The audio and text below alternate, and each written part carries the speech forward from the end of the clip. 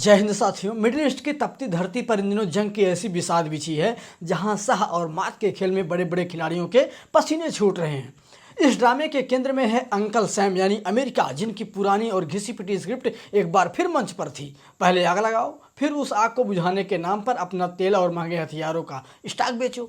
फरवरी 2026 में जब यह तमाशा शुरू हुआ तो अमेरिका को लगा कि उसने मास्टर स्ट्रोक खेल दिया है। मई आते आते उसकी उम्मीदों का पंख लग गए और उसने खाड़ी देशों के साथ 8.6 बिलियन तकरीबन $8.6 बिलियन की एक तगड़ी आर्म डील कर ली। अमेरिका को पूरा भरोसा था कि ईरान जब यूएई, कतर और कुवैत जैसे देशों को निशाना बनाएगा तो ये पीड़ित देश भागते हुए वाशिंगटन के शरण में आएंगे और उसे अपना उद्धारकर्ता मानेंगे। लेकिन कहानी में असली ट्विस्ट तब आया जब यूएई के राष्ट्रपति अल नाहयान ने अमेरिका के नाक के नीचे से अपनी अलग चालें चलनी शुरू कर दी। यूएई, जिसने इजराइल से भी ज़्यादा गोले खाए थे, अब केवल अमेरिका के भरोसे हाथ पर हाथ धरकर बैठने को तैयार ही नहीं है। उसने इजराइल के साथ गुपचुप तरीके से अब्राहम अकॉर्ड का ऐसा फ़ायदा उठाया कि नेतन्याहू ने चुपके से यूएई के आंगन में अपना आयरन डोम ले जाकर के खड़ा कर दिए। दुनिया को कानों कान खबर नहीं हुई और जब तक अमेरिका आंखें मलता रहा तब तक इजराइल ने वहां अपना बाजार सेट कर लिया था। पर असली धमाका तो तब हुआ कब, जब इस बाजार में भारतीय मर्चेंट की एंट्री हुई। वाह!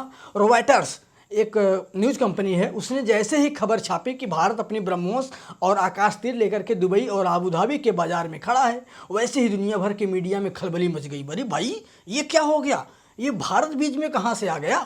भारत जो कभी हथियारों के लिए दुनिया की तरफ देखता था, अब इंपोर्टर का चोला उतार करके एक्सपोर्टर बनने के अपने विजन के साथ सीना तान करके खड़ा हो गया है। यूएई की इस बेताबी के पीछे उसकी गहरी सामरिक असुरक्षा थी। एक तरफ ईरान जैसा दुश्मन था तो दूसरी तरफ सऊदी अरब जैसा भाई जो अब उसे आंखें दिखा रहा था। सऊदी और पाकिस्तान के बीच हुए डिफेंस पैक्ट ने यूएई की रातों की नींद हराम कर दी, क्योंकि इसका सीधा मतलब था कि अगर सऊदी पर कोई आंच आई तो पाकिस्तान उसके साथ खड़ा होगा।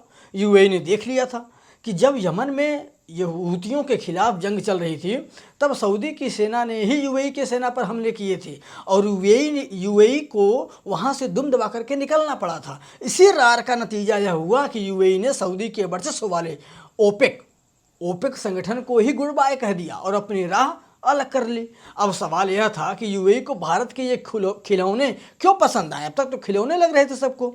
लेकिन सबसे पहले बात करते हैं ब्रह्मोस की। इसकी मार्केटिंग भारत को नहीं करनी पड़ी, बल्कि खुद भारत के प्यारे दुश्मन पाकिस्तान ने कर दी। कब? ऑपरेशन सिंदूर के दौरान, जब ब्रह्मोस ने पाकिस्तान की सीमा में घुस करके वहां के चीनी डिफेंस सिस्टम को कबाड़ में बदल दिया तो पाकिस्तान के वजीर आजम शहबाज शरीफ खुद ब खुद बिलबिला उठे और दुनिया को बताया कि साहब, इस मिसाइल से बचने के लिए हमारे पास सिर्फ 30 सेकंड का वक्त था। दुश्मन की यह ईमानदार तारीफ यूएई के लिए सबसे बड़ा सर्टिफिकेट बन गई। ब्रह्मोस की खासियत यही है साथियों कि यह एक क्रूज मिसाइल है जो परवलयाकार हाइपरबोलिक पथ पर चलने के बजाय जमीन के समानांतर यानी पैरेलल उड़ती है। चाहे जमीन उबड़ खाबड़ हो, यह अपना रास्ता खुद अलाइट कर लेती है और रडार की आंखों में धूल झोंक करके सीधे निशाने को तबाह कर देती है। यह दुनिया की सबसे तेज सुपरसोनिक मिसाइल है और अब तो इसकी रेंज भी 250 किलोमीटर से बढ़ करके लगभग 800 किलोमीटर तक जा पहुंची है। सिर्फ हमला ही नहीं, सुरक्षा के मामले में भी यूएई ने भारत का आकाश तीर चुन लिया। यह वो अदृश्य शक्ति है जो हवा में ही दुश्मनों की मिसाइलों और ड्रोन्स को न्यूट्रलाइज कर देती है। दुनिया को इस सिस्टम की खबर तक नहीं थी, लेकिन जब ऑपरेशन सिंदूर में इसने अपना कमाल दिखाया तो यह रातों रात हेडलाइन बन गया। भारत इलेक्ट्रॉनिक्स लिमिटेड यानी BEL, भारत इलेक्ट्रॉनिक लिमिटेड, इसका यह स्वदेशी चमत्कार 18 किलोमीटर की रेंज तक सुरक्षा कवच की तरह काम करता है। यूएई के साथ भारत की यह नज़दीकियां सिर्फ कागजों तक सीमित नहीं रही।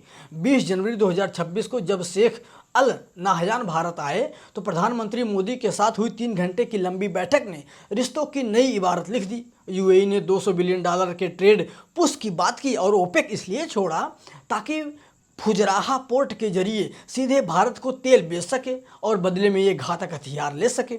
भारत ने भी उन्हें डाइवर्सिफिकेशन का ऐसा पाठ पढ़ाया कि यूएई को समझ आ गया कि एक दुकान के भरोसे रहोगे तो वो लूट लेगा, इसलिए 2-3 जगह से माल खरीदना बहुत बेहतर होगा। अंत में अमेरिका की हालत वैसी ही हो गई जैसे किसी पुरानी कहावत में होती है, जैसे माहौल किसी ने बनाया, आग किसी ने सुलगाई, लेकिन मलाई कोई और ले गया। अमेरिका ने सोचा था कि खाड़ी देशों को डरा करके अपना पुराना स्टॉक बेच देगा, लेकिन भारत ने अपनी सटीक, सस्ती और बैटल प्रूवन मतलब युद्ध में परखी हुई तकनीक के साथ पूरा बाजार ही लूट लिया। अब चाहे फिलीपींस हो, वियतनाम हो या यूएई, भारत के ब्रह्मोस की गूंज पूरी दुनिया में सुनाई दे रही है।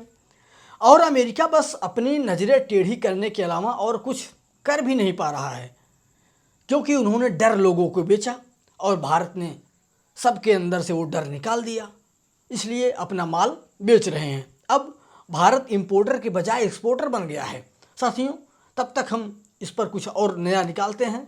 आप लोग मेरी वीडियो को अगर यहाँ तक आ चुके हैं तो लाइक ज़रूर कीजिएगा, शेयर ज़रूर कीजिएगा, और मेरे चैनल आपकी सोसाइटी को सब्सक्राइब करना बिल्कुल नहीं भूलिएगा, क्योंकि आपको तमाम ऐसे न्यूज़ एनालिसिस जो खबरें पढ़ाने की, खबरें को समझाने की, क्योंकि आजकल बहुत सारे ऐसे टीवी चैनल्स हैं जो सही खबरें नहीं बताते हैं, तो मैं आपको इस चैनल पर सही खबरें पढ़ाने की पूरी कोशिश करूँगा। चाहे जो आप इसे समझें वैसा ही आप समझ लीजिए, जैसा आपका समझने का नज़रिया हो। ठीक है, मिलते हैं आपसे अगली वीडियो में। तब तक के लिए जय हिंद और जय भारत।